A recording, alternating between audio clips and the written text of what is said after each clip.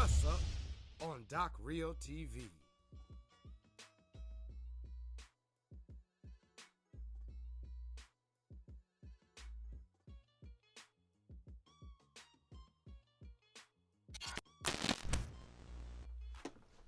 You know what time it is, folks. That's right. It's time for more Doc Reo TV. And guess what? We're back for Nasu Chronicles, Book of Scrolls, Episode 7. And I just want to let people know that, I have been putting these together because I am formulating how I want to translate my book into the script format and produce it with a qualified showrunner, someone who can help me produce one full season of this and get it out there, because I have a feeling it's going to draw on a large cult following, as it has drawn on a cult following before I even released the book yet. So let's just keep going. Let's jump into the story. So we pick up right where we left off with Pontu and Rico. And Pontu and Rico are in the Standard Hotel or wherever they may be, at a diner, sitting at a diner, and they are having the appetizer and tea and coffee and discussing what just happened. So Pontu is looking over at Rico, and Rico's kind of just in a state of shock. All these things are being unveiled to him at one point in time. He just saw vampires. Pontu just showed up out of the blue again with blades and just killed some vampires. And he knew the person who owned the pit, or the scary voice that he kept hearing in the pit, the laughing voice and everything, of Elijah Aryan. So you've just been introduced to some of the key players in this, including the antagonist, Rico's antagonist in this. But you've yet to understand why that this is Rico's antagonist, and starts to become the reason why. Now, Pontu, as he's looking at Rico, he goes, "You really miss your mom, don't you?" In the midst of saying, "I'll tell you all about the story," he just stops for a second and says, "You really miss your mom, don't you?" And Rico says, "Yeah, I don't know what happened to her. She just disappeared." And Pontu says, "I remember one of the times I went out and met your mom, and when I went to meet her, it was just after the time that I'd spoken to your dad, and I was a little bit perplexed about the whole scenario, because it seemed that your mom had always been there for me. Your mom has always been there for me, saving my life, even when I thought I was saving hers. You see, this time I appeared in the middle of a woods, and I didn't even know what time of year it was, and I was still new to my special abilities. And these are certain things that are in our family. These special abilities are in our family, and it's a history that I have to explain over time, and I can't just tell it all out to you, so I have to tell you story for story. So let me tell you about this time with your mother, something that I think you can understand and you can appreciate." The kind of perplexed look on Rico's face begins to lower, and he starts to accept what he's listening to, instead of trying to fight it and find out more information, of course. And as he's talking to him, it flashes into Pontu in the woods, in the middle of nowhere, and you hear Pontu's voice. "I don't know where I was going or what I was going to do, but I knew I saw smoke coming from a cabin in the woods. And it looked like I'd been here before, but I'm not even sure where I was. And so I started walking towards this cabin. And as I started to walk towards this cabin, as I got closer, I thought I heard a baby cry. And as I got closer, it became more and more clear that it was a baby cry. Then, all of a sudden, he hears a crack in the wood line. Sounds like people walking through the woods. He stops for a second and listens around. And as he listens, he hears footsteps. Several footsteps that sound like men in boots. He starts to move closer and closer to the cabin in the woods, and he looks up and he sees that the fire stopped. There's no more smoke coming out the smokestack. The baby's quiet, but he starts to see lights going. As it is dusk outside, he starts to see lights going off inside the place. And then he hears the sound of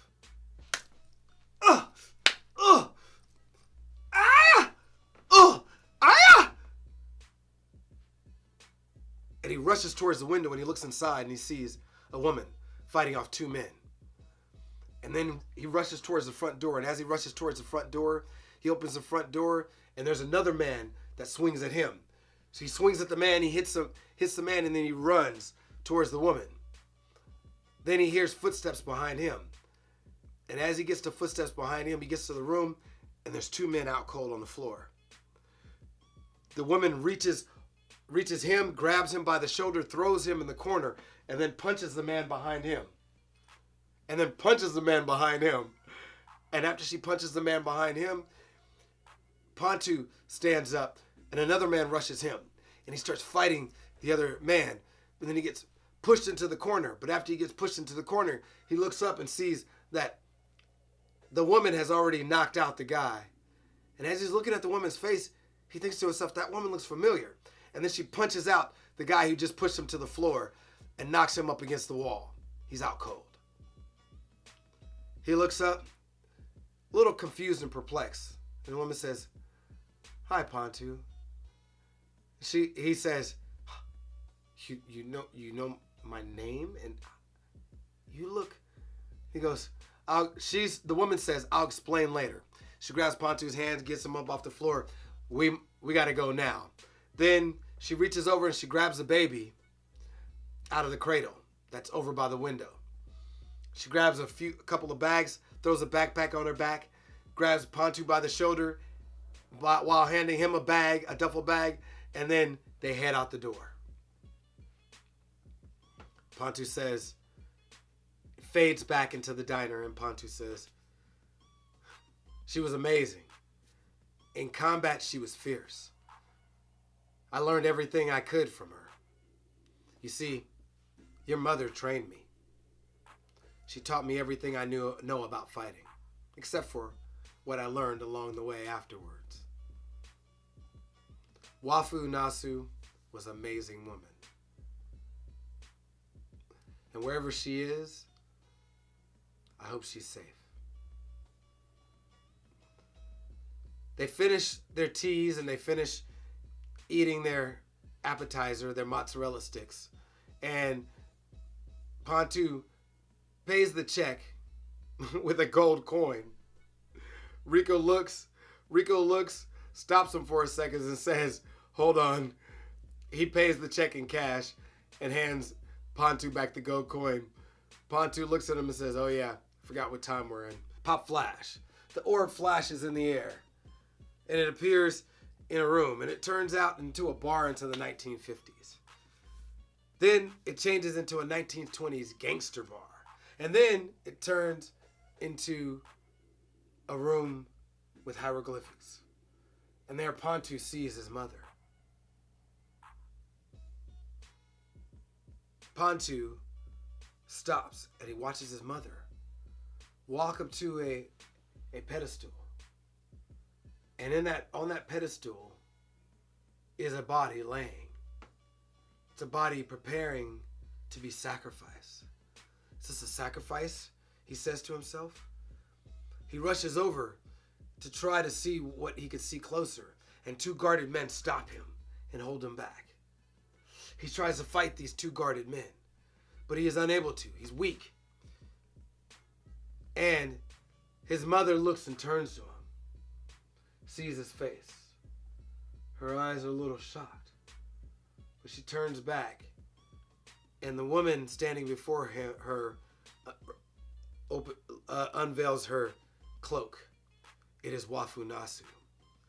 She has a sacrificial knife, holding it over his sister.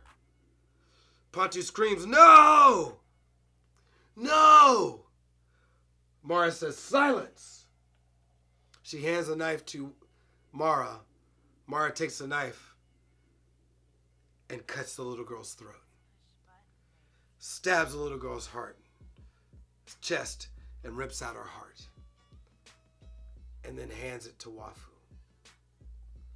Wafu looks down at the heart and then takes a bite out of it. Drinks the blood and then pours the rest of the blood into a chalice and then hands the chalice around the room and starts to chant. Gusta la banda, gusta la banda, gusta la banda, gusta la banda, gusta la banda, ushna manda, gusta la banda, ushna manda. Dusk of the earth, become something new. Transform. Dust of the earth, become something new and transform. She takes the heart and places it back inside the little girl's chest. Then she slices her own wrist and drops blood from her wrist into the mouth of the little girl. As she drops blood from her wrist into the mouth of the girl awakens. The chalice comes back around and she hands the little girl the chalice, and the little girl drinks her own blood. She finishes off the chalice and throws the chalice and she snarls, and fangs come from her teeth. As she is now reborn Nasu. That's the end of that story. So, as this one's broken up because I decided to pre-broadcast this episode, or pre-record this episode and then broadcast it, so I can see if there's anything different with the stream speed or if there's anything different that I can change. So, with that being said, I hope you enjoyed this episode. Tune in next time as we jump into episode 8. And like I said, this is a little interesting because it's me trying to figure out how I'm going to break this down from the book to the screenplay, which the screenplay can't describe things the same way as I would describe it in the book. So I might bounce back and forth and say weird things, but you know what? If you have any questions, just go ahead and subscribe down below or leave me a comment down below. You got questions, comments, you don't like what you're hearing, you want to talk to me more about what you're hearing, just comment down below. Please like this video if you really like it, if you want to see more videos like this. And don't forget that you can too advertise with us. You know, I can advertise after these live streams or before the Doc Reo roll, and you know, anything you would like to do, contact me through Doc Reo TV, or you can contact me through the Doc Reo roll. I got all that stuff on the Doc Reo roll, so I'll let you check that out later. But you know where to hit me. This is Doc. I'm spinning this out because we're getting close to the end. In the next 3 episodes, I probably will just cut right through them just to get them out there for you and get the idea out there. So this is Doc. Like I said, subscribe below if you like what you hear. You know, follow me on Instagram, Facebook, Twitter. You know what? Let's let the Doc Reo roll handle that because I am out of here. Yeah. There it is. If you need to reach us on Facebook, it's at doc.reo, yeah. On Twitter at Doc Reo Rants. On Instagram, the picture way. And every time I come, I'm here to stay. Snapping photos and get it right. It's at Doc Reo tonight. Say, on YouTube, you can't stop by Doc Reo TV. That's where you see me. That's where you see me. Hit us up on Reo Bucks. .com. Yeah.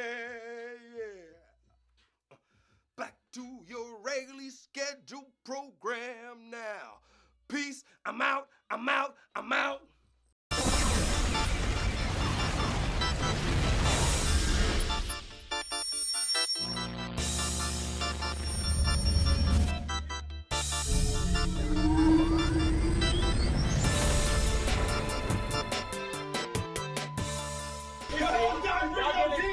real TV.